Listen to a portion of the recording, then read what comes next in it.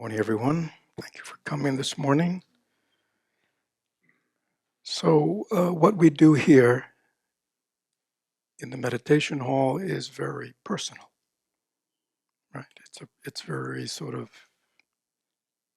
individual. We're all here, we're together, supporting each other, but yet the journey that we undertake is very inward, and yet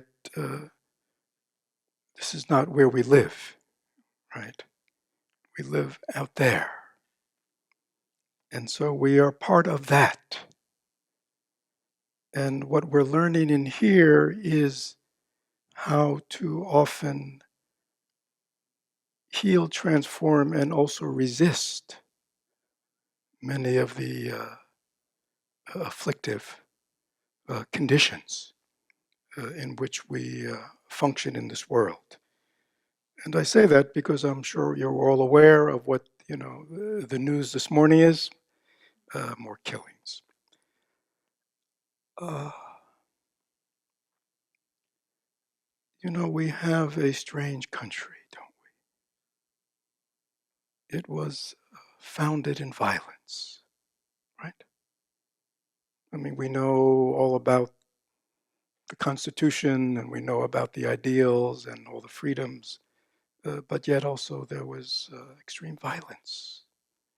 Violence that we did to the inhabitants of this country when we came here, the violence and brutality of slavery, the people that we forced to come here to work for us. And then throughout our history, we have often maintained hatred and violence towards peoples. And, the object has changed over time, but the underlying darkness that is in kind of the American experience is still omnipresent in the world, our world.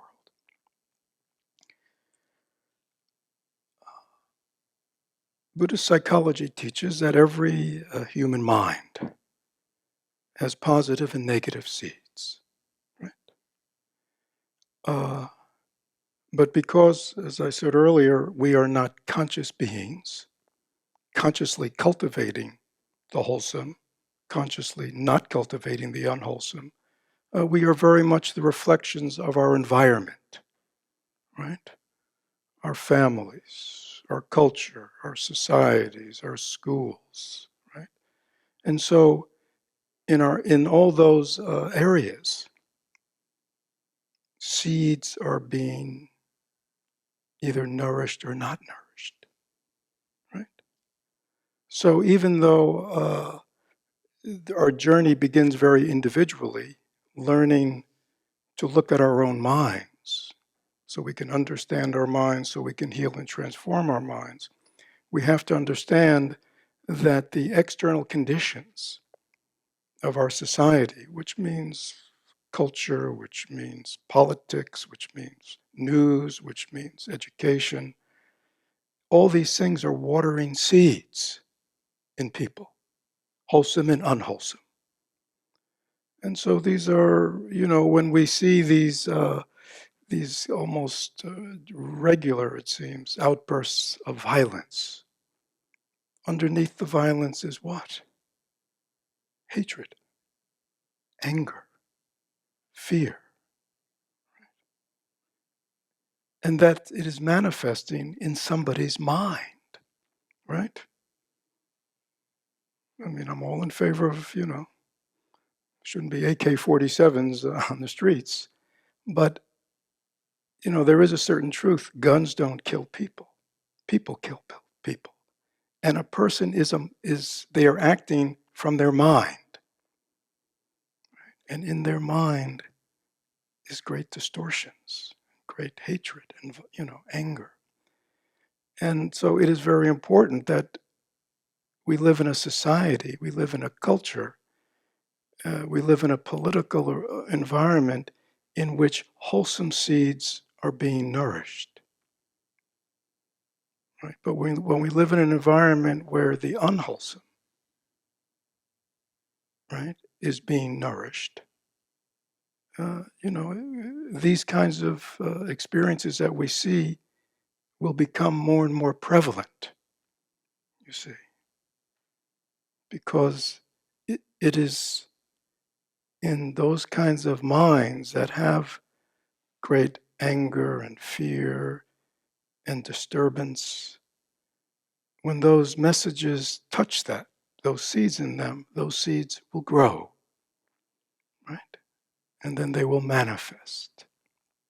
And so, you know, we need to understand that. There is a relationship to our response to this great manifestation of violence and hatred, which is so pervasive in our society, and what we are doing here. Minds have to be changed. Cultures have to be changed. Societies have to be changed. But they can only be changed by other human beings who have the capacity within themselves to stand for and live another way. When I saw the headlines this morning, I could only think of one of the earliest Buddhist teachings from the Dhammapada. In this world, hate never yet dispelled hate. Only love dispels hate. This is the law, ancient and inexhaustible.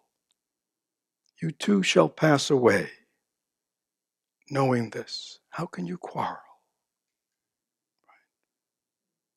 This was, said 2,600 years ago. And all the great teachers, love thy neighbor as thyself. Right? The golden rule, you know what I mean? People grow up with that, and yet it seems to be absent. These most fundamental teachings, seem to be absent from the public discourse. So these are dark times. So it is very important in dark times that we light our light strongly. Is that clear? Yeah. But this Buddhist teachings on wholesome and unwholesome seeds, which we'll talk about more in a little bit, is very important so we understand what's going on here and why political solutions will never do it. Right? Because political solutions are something that are imposed on people, right? But it will only end when the minds and hearts of human beings are changed, right? When they understand teachings like this. And so, as Thich Nhat Hanh has often said, and all the great apostles of nonviolence have said, it is important that our response to hatred, to violence, to intolerance, to all these things, always be a willingness to make sure that within ourselves we have uprooted, not just tamped down, but we have uprooted and transformed those seeds. Until we can sit here and say, my mind is free of hatred toward others. My mind is free of any desire to harm another human being. Right? I no longer have hatred in my mind. I only have love and understanding. I mean, then we can really enter the world with something that can really transform it. So again, I'm not saying that political social responses to these kinds of things aren't helpful in the short run, but they will never uproot it. Because the problem isn't the problem of the human mind. But you probably all understand that, right? So I think often we forget the relationship of what we do here and our own personal transformation and how that relates to what we go on around the world. Whoever pulled that trigger was pulling the trigger because of their thoughts.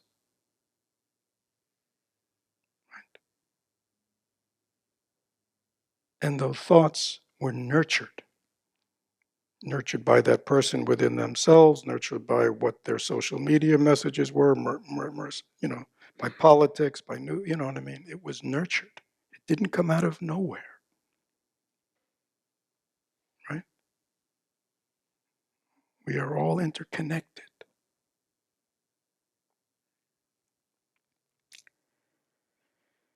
Yeah, so it is because of what goes on in the world that we practice. Right? That is our inspiration. That has always been the inspiration, that we cultivate the awakened mind in order that we can end the suffering of this world, the beings of this world. You know, why are we here? We're here to learn another way, aren't we? To learn another way. And unfortunately, there are many people in this world who don't even have an idea that there's another way to live, do they? Yeah. So that is why it's important that we practice diligently, seriously. But I'm sure you all know this.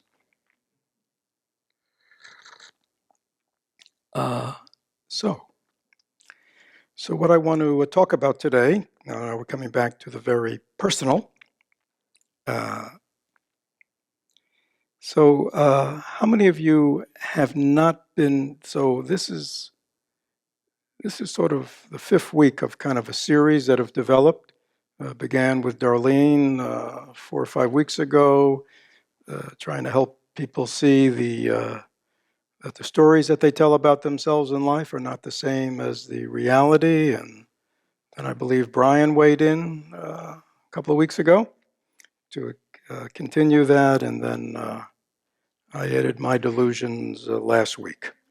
So here we are again. So these are very simple concepts, but they are revolutionary. Okay. So how many people have not been here for all these talks over these weeks? Oh, okay. Well, so some of them are online. You can listen to them. So just for the sake of time and to move ahead. So quite simply, there is the world, the things we see, the things we smell, the things we hear, the things we touch, the things we taste, and the things that we sense in our body. That is the way we know the world, right? I mean, that's it. Our 5 senses are the way we know the world. And yet, our receptivity to the data that comes in through our senses is not pure because we are thinking about. We are thinking about the data. We are organizing the data, and we organize them into perceptions, stories, right? There's a so-and-so, and there's a so-and-so, and I like this, and I don't like this, and, I have issues around this, and I have issues, well, that's all arising in our mind. Those are thoughts. Though they're thoughts about reality, that's not reality, right? Our thoughts about a person is not the same thing as the person. Is that true? So, understanding that our thoughts about reality, our stories about reality, including our own reality, our own stories about ourselves and our past and our family, these are things that we have created in our minds, right? Based on how our minds organize the data it's received. Okay. Nobody in here, I believe, has absolute recall of every moment of their life. Does anybody have absolute recall of the hundreds of thousands of millions of nanoseconds of minutes of experience of their life going back to the womb? I would be quite happy to meet you. Yeah. If I said to you, how much conscious memory do you have of all the hundreds of thousands or millions of moments of experience you've had throughout your life, what percentage of all that do you think you actually are consciously aware of and can remember?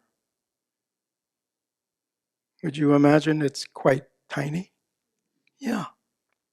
So knowing that even our memories are quite, for some reason, some have been retained and most haven't.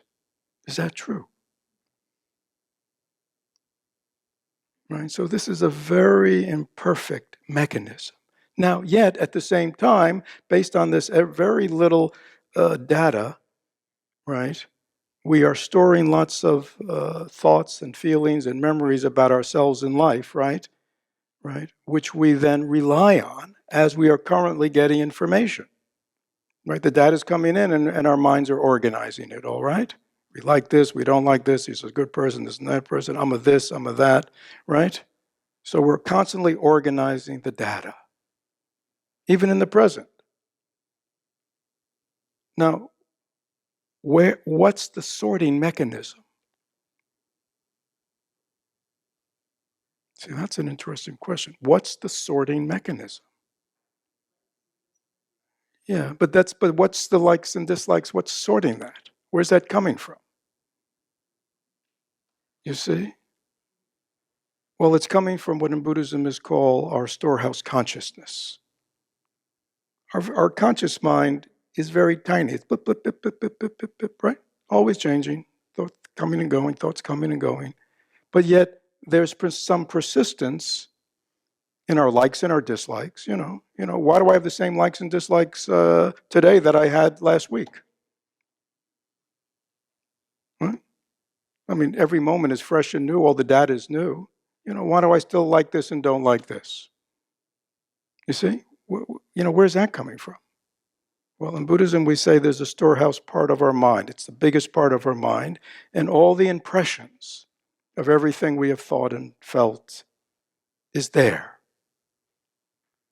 And a lot of them, because we've done it quite repeatedly, we have a certain belief about our childhood or our mother or our father or our parents or life or me or right? Or people they've become formations. So they're kind of bigger than just a thought and a perception. They're like a formation, right? And so that is what is the consistency of our issues, of our likes and dislikes. And it's all unconscious, right? So we think it's what? We think it's me. But it's not me who's really organizing my life.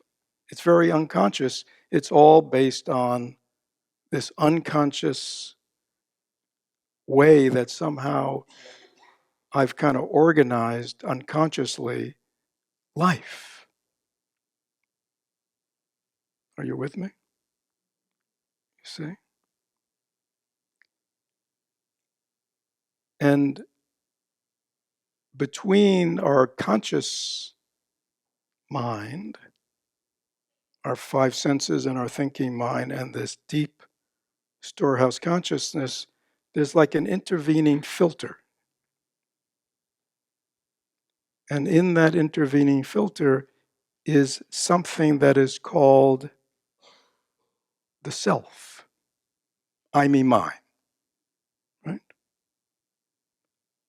That self-ego consciousness basically puts its stamp on everything. So everything that's coming up from our storehouse consciousness is all me, mine. This is who I am.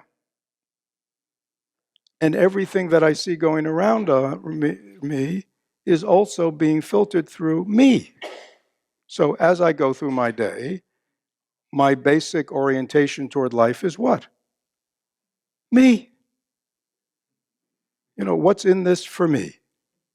Do they like me? Do they love me? Are they noticing me? Are they speaking to me the way I want them to speak to me or not? What's going on with my things? You see, our whole orientation is, there's a whole world out there, right? But we're only concerned with what? Me, right? See, I'm not concerned if everyone else is getting their needs met. I'm only concerned about what? Am I getting my needs met? Right? You see? And I could go on and on and on. So this is so this is the deal. Right? And so the problem before us is, do I understand that? Can I get that conceptual picture of what's going on here? This is education. This is learning. And then can I work with that to make my life workable? And one of the first things, and this is what Darlene and Brian were talking about, is about the stories we tell ourselves about life and ourselves and everybody else. Are we willing to, one, ask ourselves, as they arise, is this true? This is fundamental Buddhism. Is this true?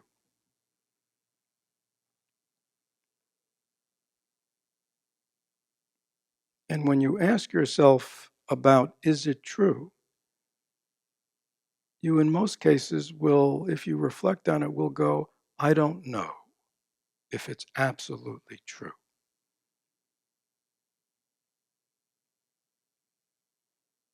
Right?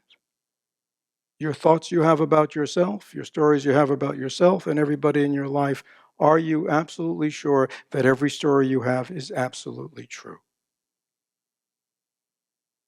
Are you willing to subject all your beliefs, all your thoughts to that simple criteria before you act? Now, the problem is we don't do that. A thought arises. I can't believe she said that. Right? And immediately we act as if what? That's true. And therefore we immediately have an emotional response and we immediately react. Is that true? And there's no space to go, is that true? Do I really know what's going on with that person? Am I a mind reader? Do I understand all their causes and conditions that have brought them to this moment? See? See, we take it all what? Personally, right? That's common knowledge. Don't take things personally, right? People tell us that. Or we're even better at telling other people that. When it's happening to us, this is real. But what happens is, maybe you're taking things too personally. You see, we're very wise with others. Now, why are we wise with others? Because we have some objectivity, right? With ourselves, we have no objectivity. We only have subjectivity. We are so lost within ourselves. We're so lost within the truth of our stories, the truth of our feelings, right? The truth of our history, the truth of our issues. Again, we are incredibly helpful to other people, aren't we? There are probably people here, and yet the person who really needs our help, which is ourselves, we are unhelpful to, right?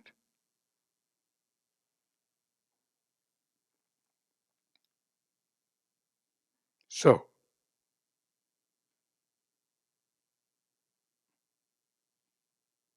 we have these endless stories. It's a common word these days. It's not really a Buddhist word, but Buddhist was more about thoughts and perceptions.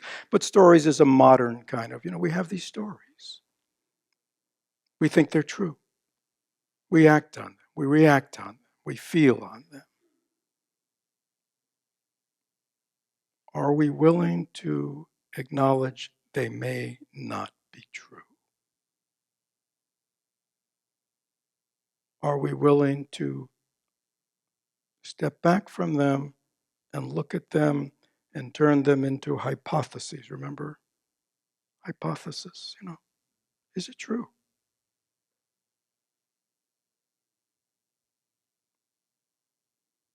And the truth is, we don't know. We don't even know ourselves. We don't even know why we do what we do we? No, I mean, many people, we're a mystery to ourselves. I have no idea what I'm doing. And yet we think we have the truth on everybody else. But people are complex. Many, many, many, many things are going on in their mind. You just sat through 45 minutes of meditation. What have you noticed about your mind? Is it a stable thing? What's going on in there? Anybody want to just make a little one-sentence assessment? What's going on in there? It's chaos. It's just chaos. It thinks anything it wants, doesn't it? And then it just keeps going. Isn't that not true? And yet we act as if everybody else's mind is solid. You see? They're bad. They're this, they're that. But they're just like us. Many just endless things are just going through their mind. There's no solidity there. Right?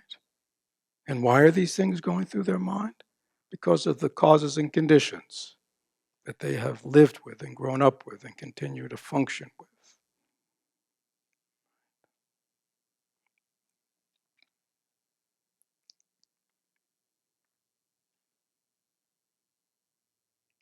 Let's just talk about this for 2 minutes. Is that clear? Anybody have a story that they think is real and true? About themselves, life, their past, whatever. Their parents. See, all we know is the fact. Right? See, that's a fact. My right hand hit my left hand, right? Everybody see that? Okay. See, we can agree on the facts. But why that occurred, we don't know, do we? We can guess. We can hypothesize. But the only thing we can agree on is that happened. Right? That's true for everything. So, we all look at the world, we see the world, we hear the world, right? And yet, how we put it together is not based on the facts, are they? Right? That young man, whoever they are who did those shootings, they had put together the facts of life in their own way, hadn't they? That's all that had happened. And they came up to a conclusion. And everybody sitting in this room may have been looking at the same facts of life and putting it together in a totally different way. Is that true? Okay. The only difference is what? The mind that is putting that together. The facts are the same. Right? The world is diverse. There are lots of different people in this world. Is that a fact? Yeah. Can you see? That's a fact. That's where we all agree. Whether we like that or don't like that, that is not based on reality. That's based on what? What? What's it based on? Our perceptions, our ideas, the way we organize these things. It's not real or true. Thich Nhat Hanh said, ideas are not things to kill and die for. They're just ideas. Thich Nhat Hanh also said during the Vietnam War, people, because, they're killing their brothers, thinking they're killing an idea, something called an enemy, right? Because people aren't living in reality. The reality is we're all the same. All human beings are the same. They want to be happy, and they don't want to suffer. Is that true?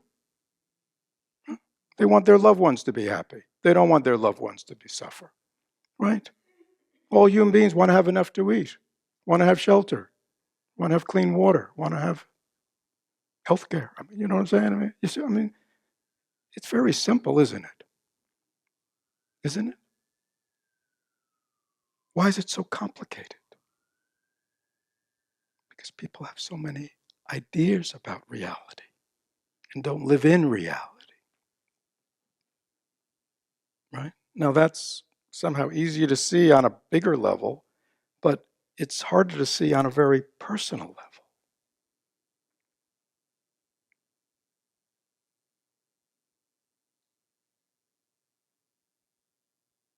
Anybody have a story about life that they think is true?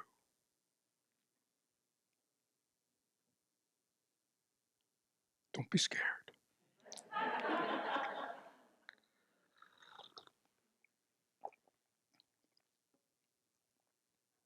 Anyhow, this is important. So if, we need to be willing to all our most personal stories about who I am. I'm a this kind of person. I'm a that kind of person. That's just a story. I had this kind of childhood. I had that kind of. It's a story, isn't it? My mother is this. My father was that. It's a story. Human beings are much more complex than a story. As well as all the human beings that we encounter in life, they had their causes and conditions that created them. That's all anybody is. That's all we are. When we understand that, we don't hate. We're not angry. We understand. And we're compassionate because we understand they suffer. They suffer.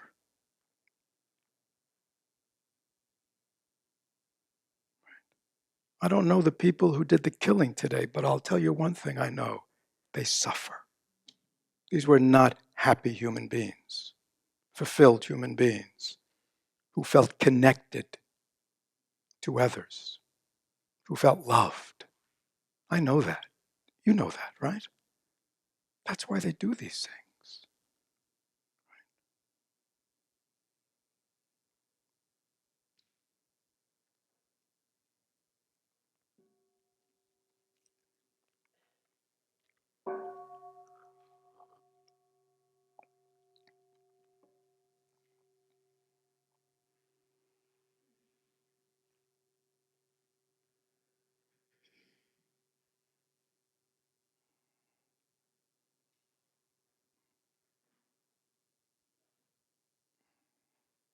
Before I take this conversation into a little another direction, are there any questions about this?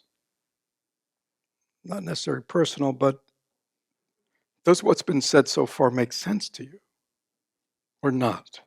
Please feel free. Yeah, good. Give me a story. Like what? Let me hear it. Just make it up. Theoretically. What? A business partner. That's your story. Okay. See, okay, stop. What did they do? Just give me an example. What did they, in reality, what did they do? No. It's a fact. Let's say they embezzled money. I don't know. All right, you know what I mean? See, it's very important. What is your name?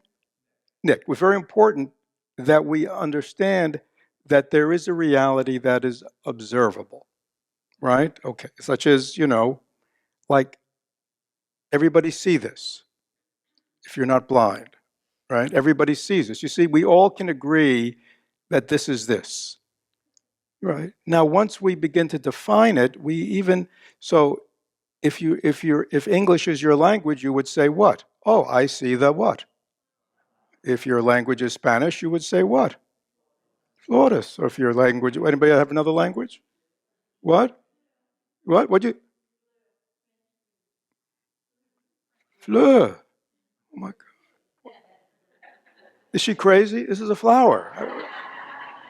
What did you say? Fleur? It's crazy. It's a flower. You see, we could start arguing just about that, right? Okay.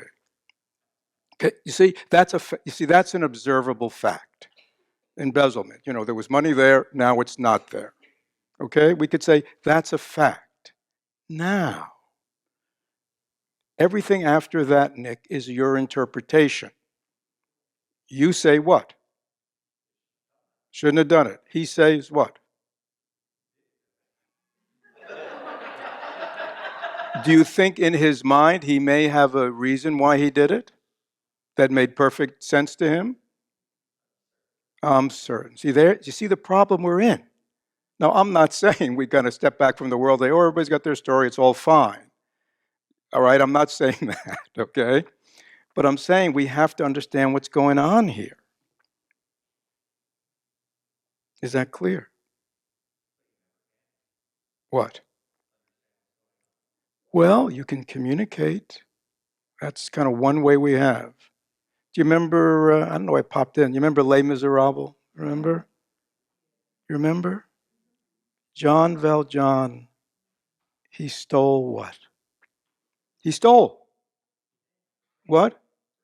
He stole a loaf of bread. Remember that? For those of you who don't know, it's a famous, quite long novel by Victor Hugo.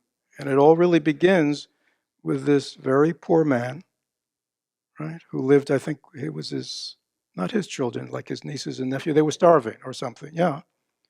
And he saw a loaf of bread in a window in somebody's house, and he stole it. Fact, right? Fact. Now, in the eyes of the law, he was what? A thief, a criminal, right? But why did he steal that loaf of bread? Was he a criminal? Oh, you see? He's got his story, doesn't he? Some people don't care about the story. Right? You stole a loaf of bread, you go to jail. But other people might want to hear the story and go, maybe there's a reason people steal. And that's just one example. We don't know, do we? So we see so much of the way we're so quick to judge, is based on very scanty information, most of which is coming. See, Nick's response to the business partner's action, it's inappropriate, is based on what? just in case he's listening. Right. Yeah. No. But I thank you for stepping forward. Again, it's hard to admit, but even for you to say it's inappropriate is based on your value system, right? And so other people have different values. It's a strange world. But we think that our value system, without even a thought, is what? Right. Right? That is the subjectivity of our thoughts and belief. We absolutely believe we are right. Right? The problem is if we are right, then everybody else who doesn't agree with us is what? Wrong. Very simple.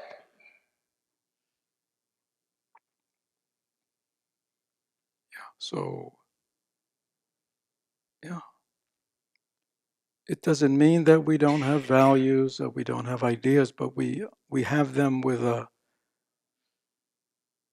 humility,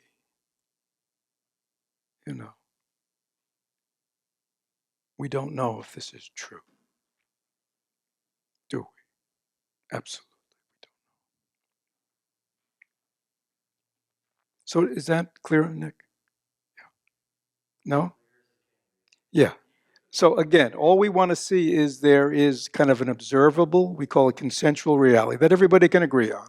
You know, things we see, things we smell, things we hear. But after that, it begins to get into, just our own conditioning, our own value system. And where did that come from? Our minds and the data that we've received in our life, right? It's not easy to step back and believe that because it all seems so real to us and true. It's interesting to think. Do you know what goes on? Everybody know what goes on in their own mind? What goes on in your own mind? All the time. From the moment you get up, the moment you go to bed. What goes on? What? Thoughts. Okay? Thoughts, stories, emotions, perceptions, memories, right? Right? That's going on in 6 billion people's, that's what everybody's doing.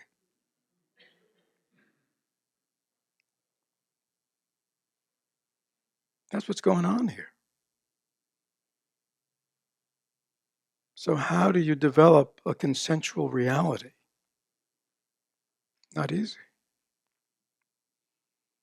right? Especially when so much is being distorted these days. Very hard, right? Very hard. That's why we need a place within ourselves that we can come back to. So I want to come back now to the meditation. There's got to be a place that each one of us can come back to that is clear, that is open, that is present, that can observe what is arising with some kind of dispassion and objectivity and some understanding of what's going on. They're just thoughts. They're just thoughts. And they just come and go, come and go, come and go. Is that true? Now, so this is all very psychological and very beneficial to understand this. But Buddhism goes one more very interesting, important step in Buddhist psychology. It asked the question, well, why don't we all do it? Everybody close their eyes. Okay. So just kind of establish yourself in mindfulness. Just get grounded, just relax. And just be aware that thoughts, feelings, sensations are just arising and passing. Just be aware of that. Be aware that you're hearing my voice, that you're hearing. Just kind of be in that place where where you are aware. You're aware of your stories, you're aware of your perceptions, you're aware of your ideas, you're just aware of the thoughts that are arising. Just be aware.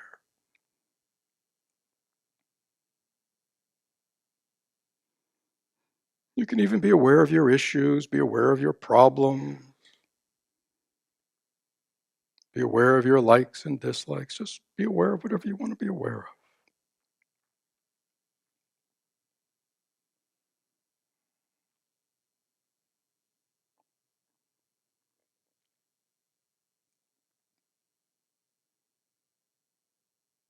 You could even say to yourself, I'm aware that I'm thinking.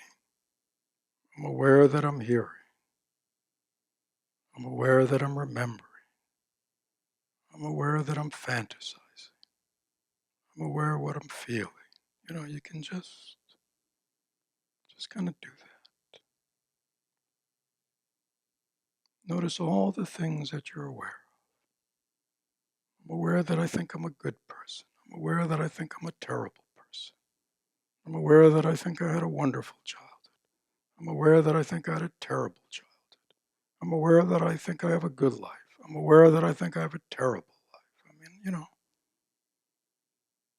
I'm aware that I'm loved. I'm aware that I'm unloved. I'm aware that I'm happy. I'm aware that I'm unhappy.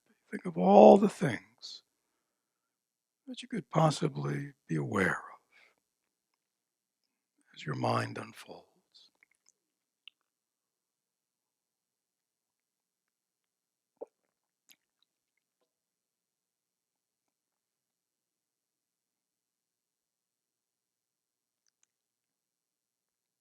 Now, what I'd like you to do is just shift your attention away from all the things that you're aware of, thoughts, feelings, perceptions, memories, ideas, all those things.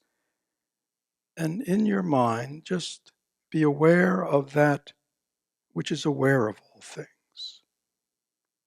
Whatever it is, I am aware of this, I'm aware of that, I think of this, I think of that, I like this. But when you just look at that which is aware of all these things, or has all these likes and dislikes, or that which has all these issues and is aware of all these issues, and become aware of that in you. It's like you just shift.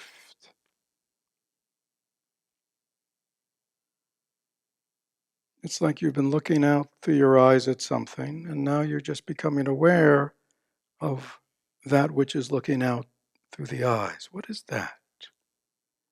Just make that shift.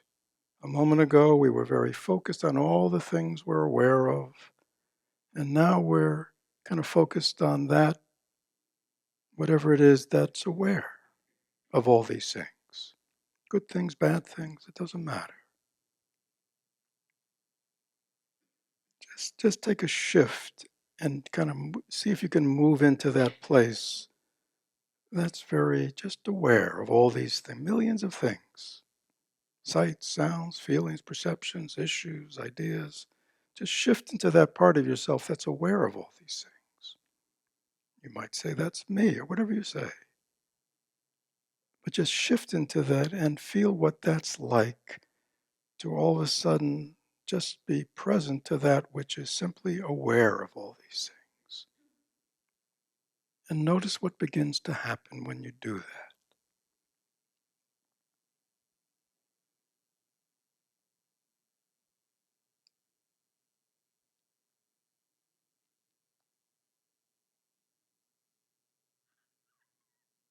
So we have all these stories, but now you're going, but who's aware of all these stories? And you kind of shift your attention to that which is aware of all this stuff. And notice what happens when you shift away from the objects of your awareness to that which is aware. Notice what happens within you. What shifts, if anything?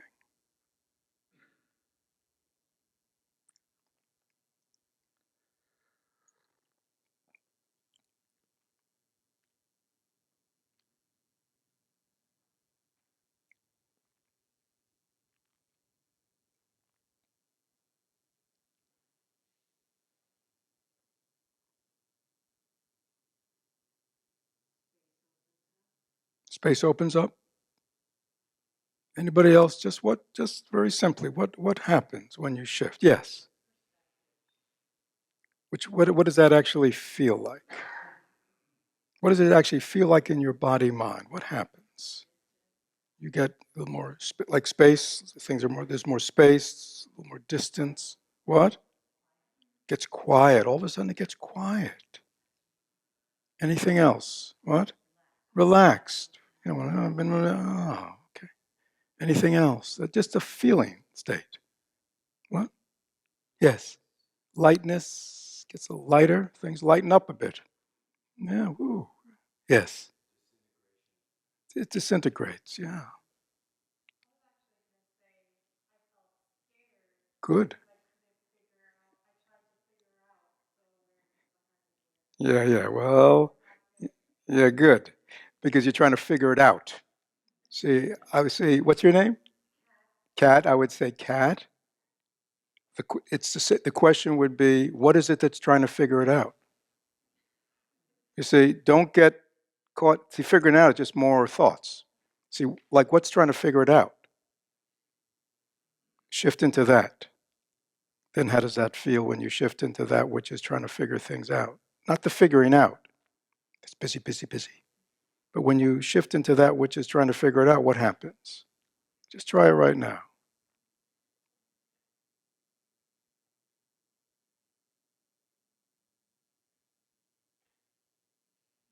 Shift into that part of you that's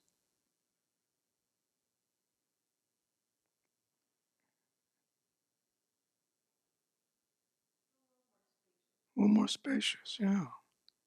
And that little tension about figuring things out and not being able to figure it out, what happens to all that? Yeah. Feels better? Yeah, yeah. There you go. Anybody else? What? You can actually feel it, yes. What? Yeah, yeah. Yeah, yeah. Sorry, not getting the signal up there. So people are saying things, this is because we live stream it for members who aren't here. So people are saying things like relaxation, it gets relaxing, spacious, things slow down, distance, lightness. What am I missing? What? Gets quieter, little space, calmer, peaceful.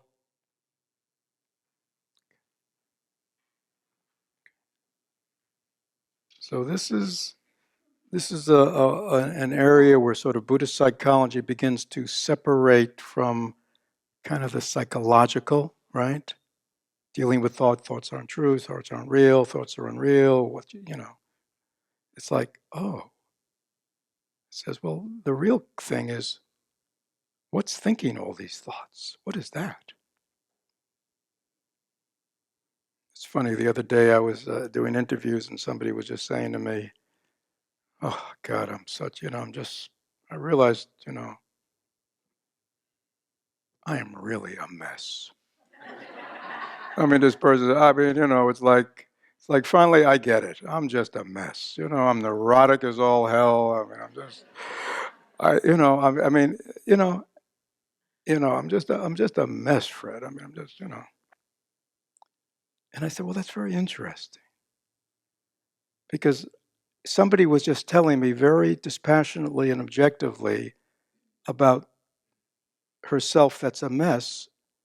And I said, just for a moment, just be in that whatever you are who was just telling me this story about this neurotic, screwed up person.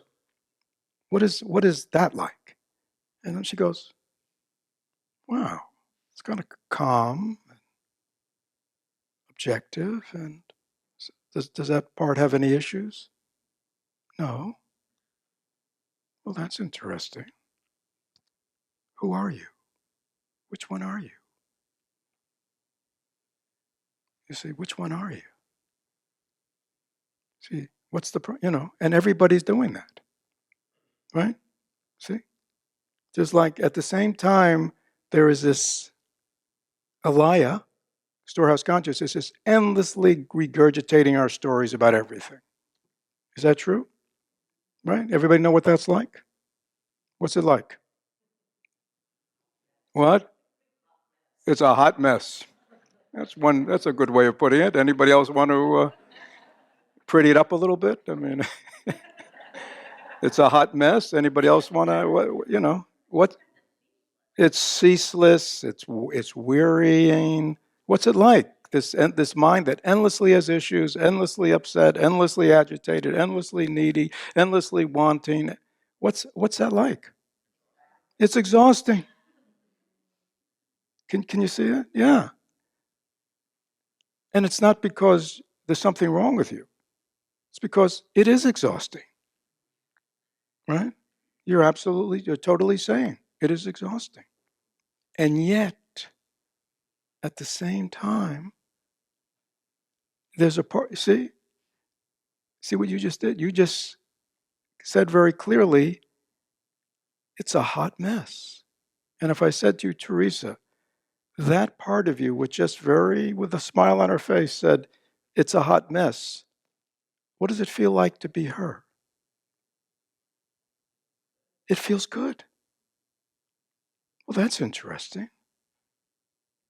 A moment ago, it felt terrible, right? Because I thought for the moment that I was who? The hot mess. It does not feel good to be a hot mess, does it? It doesn't feel good to be screwed up. It doesn't feel good to be neurotic, does it? It doesn't feel good to have endless issues. There are people who I know who've been working on issues for 50 years. And they always have believed in the hope that when they work through this one, when I work through this issue, then everything will be what? Okay. Right? And you may have a few days or weeks of relief. And then what happens? Anybody know what happens? Right? There's an issue you forgot about. I forgot I had that issue. And then now I got to work through this one. Better call my therapist, right? I got to better. What? Yeah. And that is true. And yet, there is a part of us, a part of our mind, the most essential part of our mind, that has no issues. That even in the midst of all that, if we can drop the story, drop our identification with the issues, and just relax and just become aware. And what we just did here, you can do all day long. Just stop for a moment, just right now. Everybody close their eyes. You're right in the middle of your day, work, whatever you do, you're right. Work, relationships, family, society, all this stuff, right? And you're agitated, right? And it doesn't take much to agitate us. Somebody's talking about big time agitation. We just say little things. We just, all during the day, people are irritating us, right? Little frustrations, little irritations, things aren't going our way, right? All day long, little irritations, tiniest thing. Toast got burnt. Terrible things are happening, right? And all of a sudden, you stop and you relax and you come back to your breath. You notice, just do it.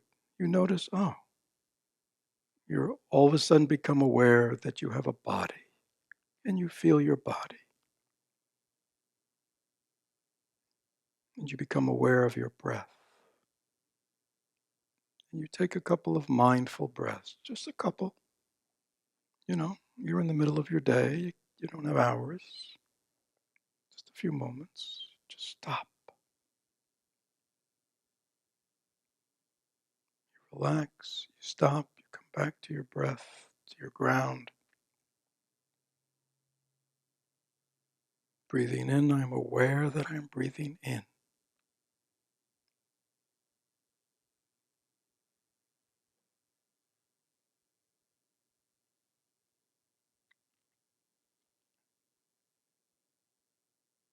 See, and as soon as you say to yourself, I'm aware that there's frustration in me. I'm aware that there's irritation in me. I'm aware that there's anxiety in me. Whatever it is, you have made a shift. You are now mindful. You are aware. And what we want to learn to do is to be identified with that's aware of what's arising, and not identified with that which is arising.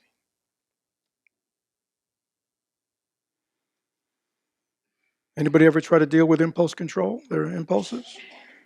What? Anybody ever try to deal with their impulses? Yeah? How do you do it? I mean, it's simple. How do you do it? What? Right. Yeah. Pause. Become aware that what? You have an impulse, right? And give it some space. Don't act on it.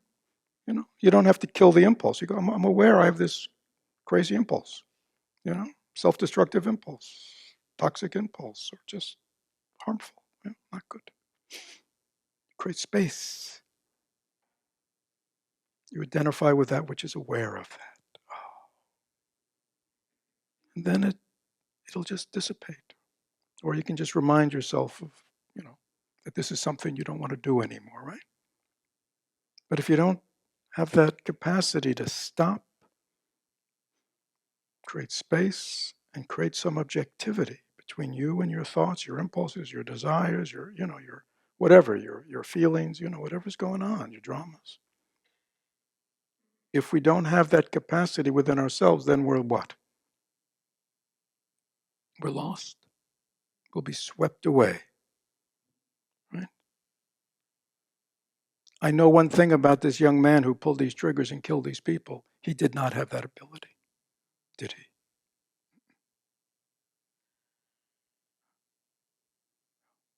Very dangerous not to have that ability, especially when there's a lot of toxicity around and within, right? Very dangerous. People have no self-awareness. No self-awareness of what's going on inside them, and no self-awareness that those are human beings just like me. Right?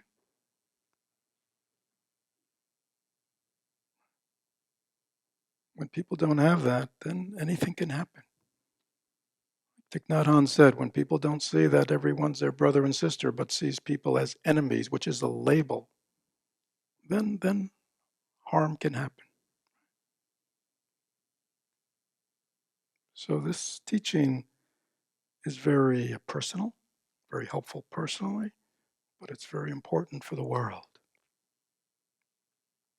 Right?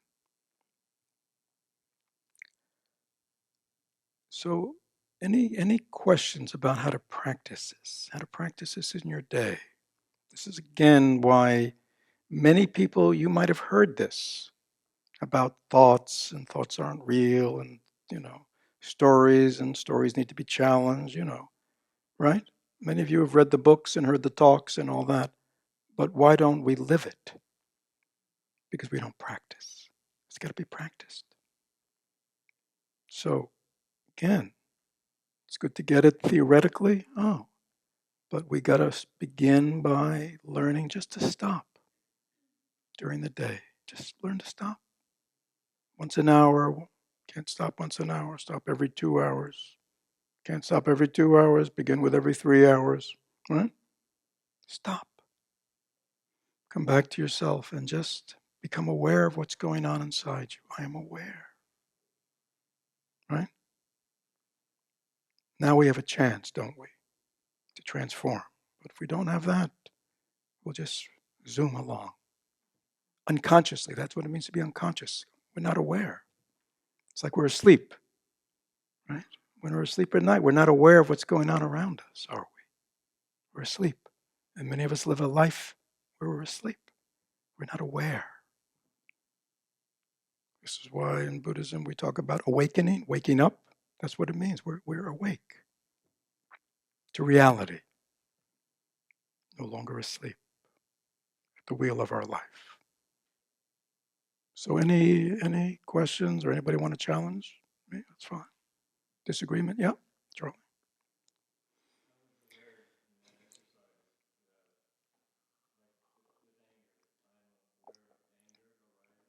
Mm-hmm.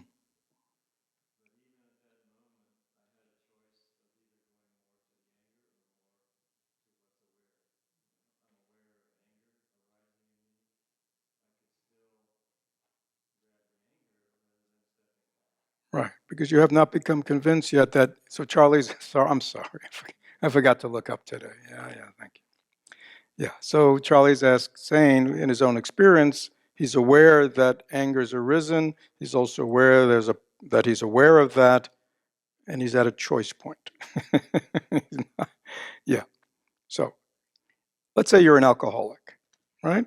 And you're aware, right, that you're an alcoholic and you have a desire. You're aware that I have a desire to drink, right? So you're aware that you have a desire to drink. At that moment, you have what? If you're aware, you have a what? A choice. How are you going to make the choice?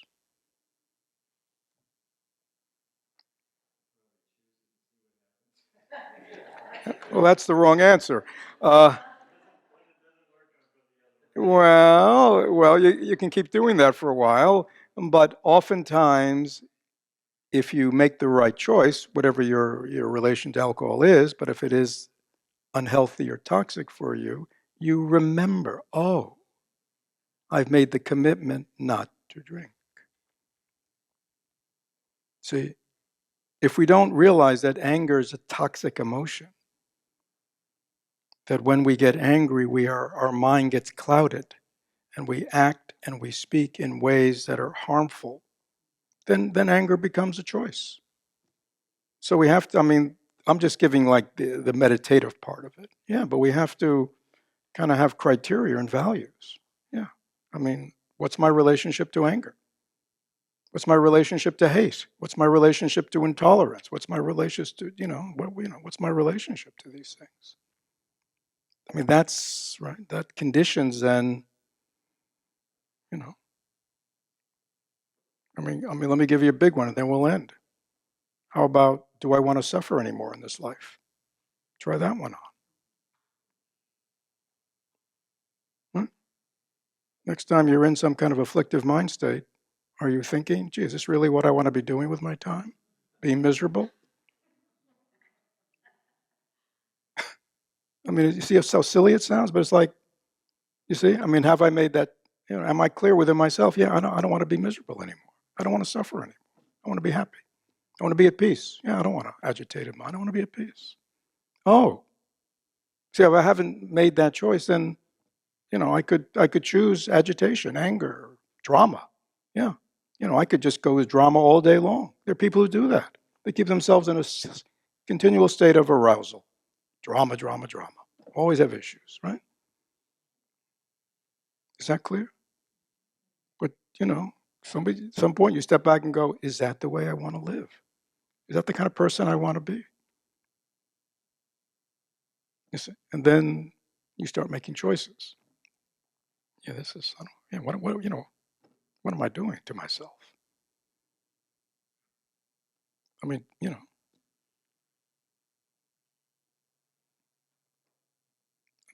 Anger, while it feels very good to be self-righteous, right, and everybody else is wrong, it's really not a happy mind state. Right? It's not very enjoyable to be angry. There are other mind states which are more enjoyable.